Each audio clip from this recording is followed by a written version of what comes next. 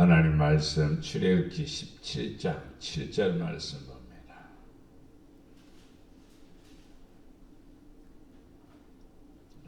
출애굽기 17장 7절 그가 그곳 이름을 마사 또는 무리바라 불렀으니 이는 이스라엘 자손이 다투었으며 또는 그들이 여호와를 시험하여 이르기를 여호와께서 우리 중에 계신가 안 계신가 하였음이더라.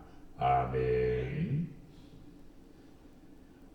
오늘 말씀을 통해서 맞사, 다투다, 논쟁하다 이런 의미를 가지고 있는데 이스라엘 백성들이 광야길을 가면서 여러 번 하나님을 향하여서 원망하고 불평하고 다투는 일들이 있었습니다. 15장은 분명히 홍해바다를 건너서 하나님을 찬양하는 그런 내용이 나옵니다. 그런데 17장에서 이제 사흘길 좀 가다 보니까 목이 마르는데 물을 마시려고 하는데 마실 물이 없고요. 또 곤란한 지경에 이르게 됩니다. 이때 이스라엘 백성들은 모세와 다투게 되고 하나님이 있는가 없는가 그에 대한 논쟁에 빠지게 됩니다. 애굽에서 10가지 재앙, 홍해바다를 건넌 사건, 얼마만큼 하나님을 경험해야 하나님을 인정할는지, 얼마나 하나님의 사랑을 받아야 하나님의 사랑을 고백할는지, 하나님의 기적과 표적을 보고도 하나님의 존재에 대해서, 하나님의 역사에 대해서 믿을는지, 지금 이스라엘 백성들의 모습이 아니라 우리들의 모습을 성경을 통해서 찾아보는 것이 성경이 우리에게 주는 교훈이라는 사실을 우리는 알아야 됩니다. 애굽에서 하나님의 은혜를 보았지 않아요. 기적 표적을 보았지 않아요. 하나님의 역사심을 보았지 않아요. 하나님의 사랑과 긍휼을 보았지 않아요. 하나님의 인도하심을 보았지 않아요.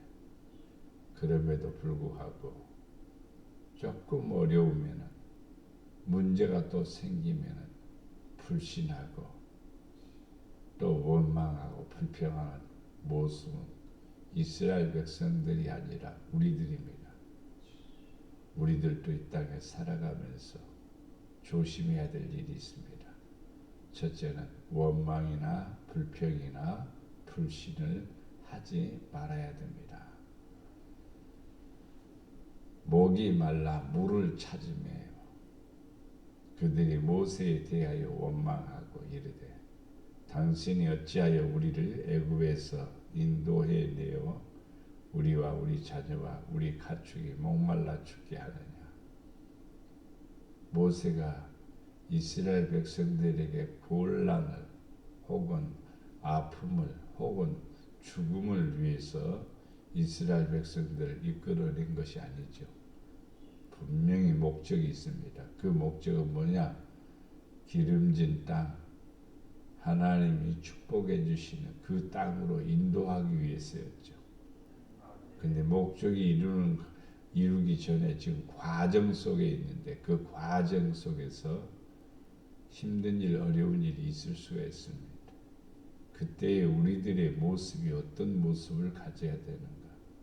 성도들은 잘 될 때는 할렐루야고 안 될 때는 놀렐루야 하면 안 됩니다.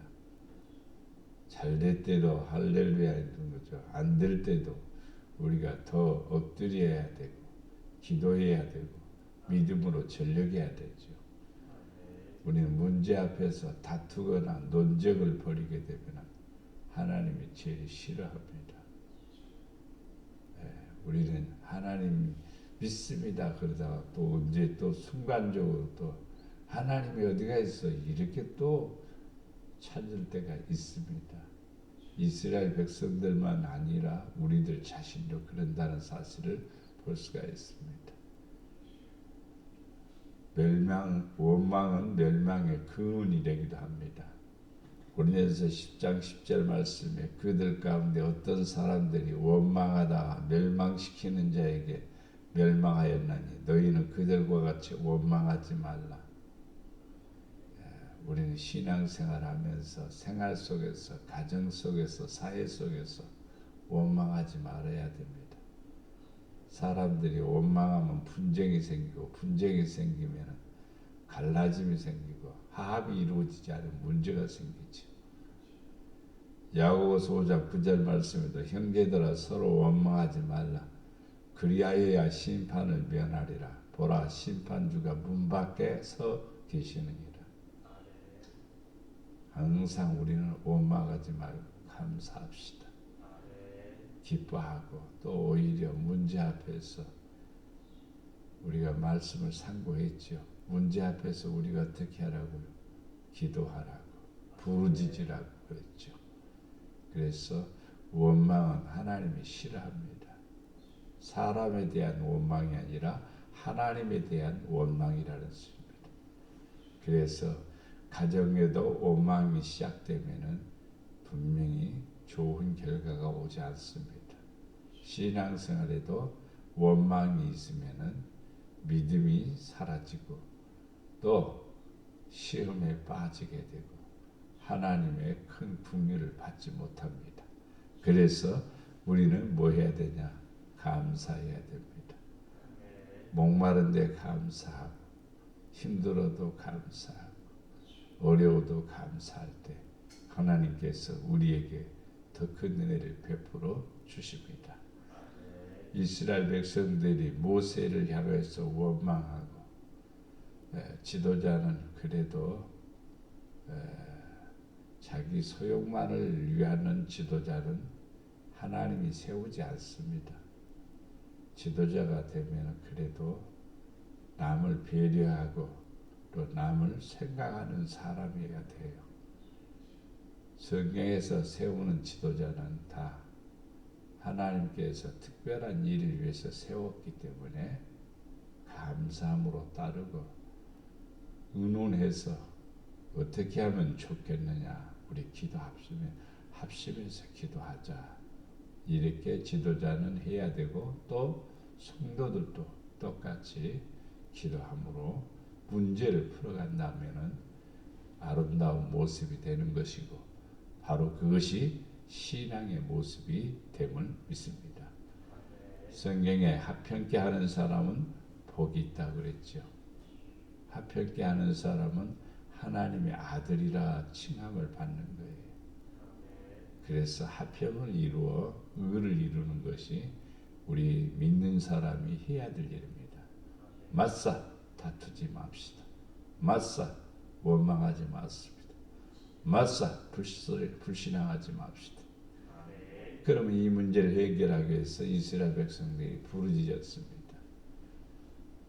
이스라엘 백성들이 애굽에서 모진 고욕과 고통과 괴로움을 당할 때 부르짖을 때 하나님께서 응답하셔서 모세를 보내서 이스라엘 백성들을 이끌어냈습니다.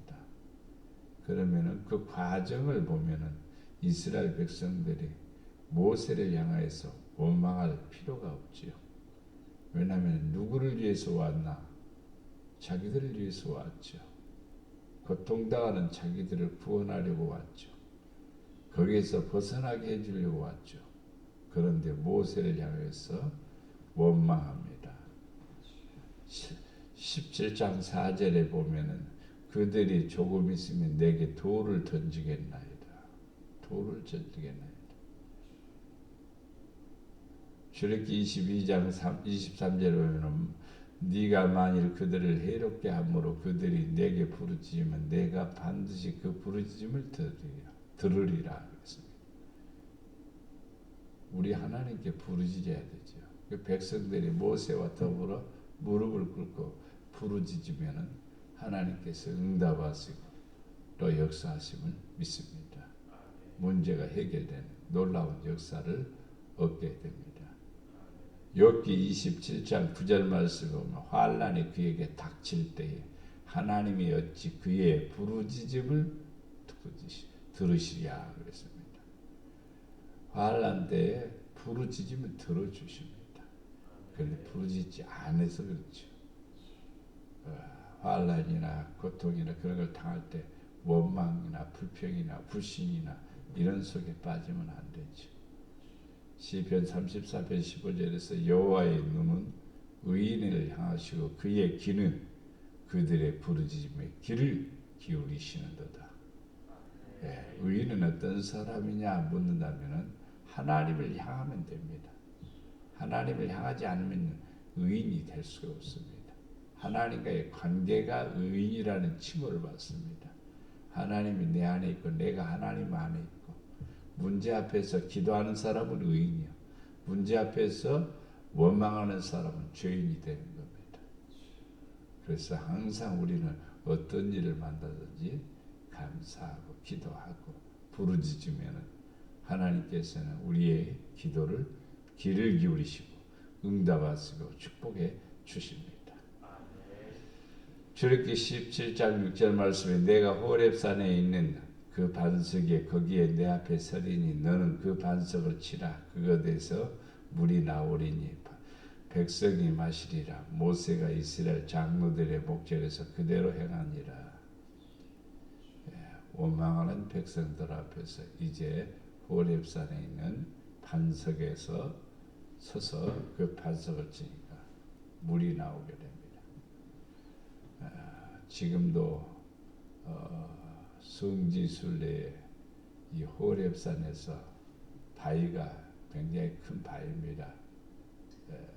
조그마한 바위가 아니에요. 큰 바위인데 이렇게 둘로 쫙 갈라졌는데 꼭 칼로 자른 것처럼 반듯하게 딱 잘라졌어요. 둘이 쪼개졌어요. 이렇게. 그 틈이 이렇게 벌어졌는데 거기에서 벌어진 틈에서 이 물이 흘렀던 흔적이 지금 역사적으로 현재 말입니다. 물이 흘렀던 흔적이 그대로 사진이 찍혀 있는 게 있습니다. 어떻게 저 바위가 저렇게 잘라졌을까? 사람들이 궁금하죠. 성경을 보면은 이해가 될 수가 있죠. 성경을 안 보면 이해가 안 됩니다. 그래서 물이 시냇물처럼 막 흘렀던 그런 흔적이 과학적으로 그대로 증거된 내용이 오늘날에도 우리에게 증거하고 있습니다. 자, 반석에서 물이 나온다. 반석에서.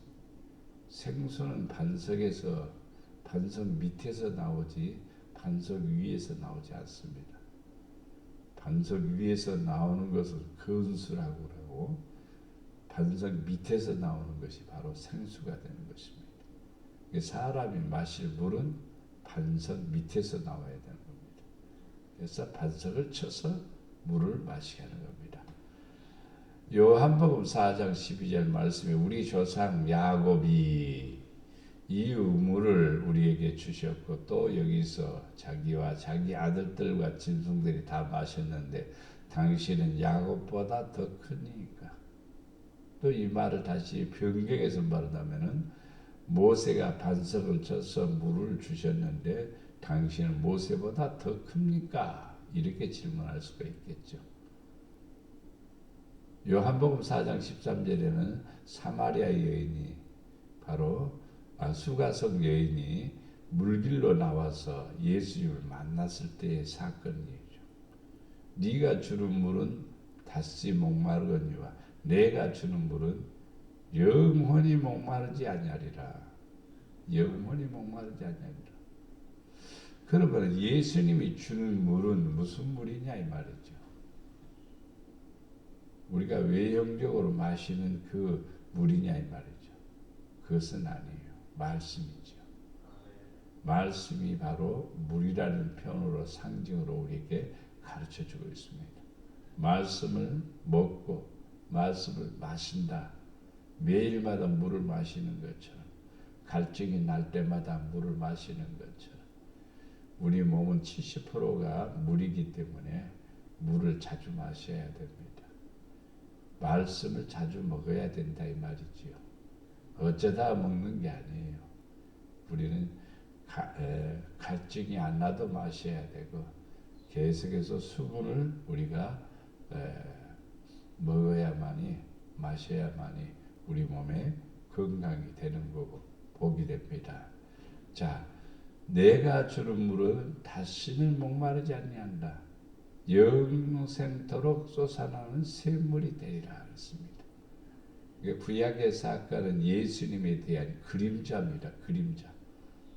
그림자가 이제 실체로 나타나는 게 신약 예수님을 통해서 나타나는 것이죠. 그래서 예수님은 뭐라고 말하니 반석이신 예수님이라고 말하죠. 반석이신 예수님. 베드로가 반석은 아니에요. 반석 위에 교회를 세우려니 그랬단 말이에요. 그래서 베드로라는 이름은 반석이지만 베드로 자체가 반석은 아닙니다. 베드로가 고백한 신앙이 그게 반석이죠. 주는 그리스도시요 살아계신 하나님의 아들이니다 라고 고백하는 그 고백이 반석이죠. 그 고백을 하는 성도는 강한 성도요, 믿음이 있는 성도요, 살아 역사하시는 하나님을 믿는 사람이라는 뜻입니다. 그래서 반석 위에 교회가 세워지는 겁니다. 그런 고백을 하는 성도는요, 음부의 권세가 해하지 못해요. 왜? 주는 나의 구원이기 때문입니다.